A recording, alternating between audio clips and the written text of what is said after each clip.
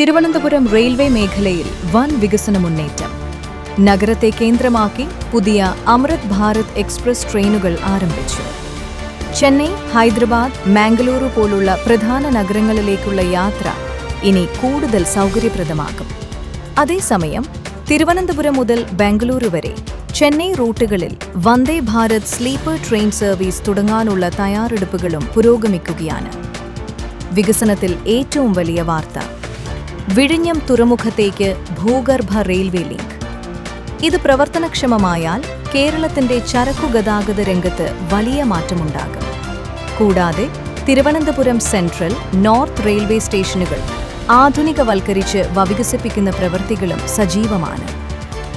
യാത്ര, വ്യാപാരം, വികസനം മൂന്നിനും ഒരുപോലെ ഗുണം ചെയ്യുന്ന പുതിയ റെയിൽവേ യുഗത്തിലേക്ക് തിരുവനന്തപുരം. കൂടുതൽ വികസന വാർത്തകൾക്കായി ചാനൽ സബ്സ്ക്രൈബ്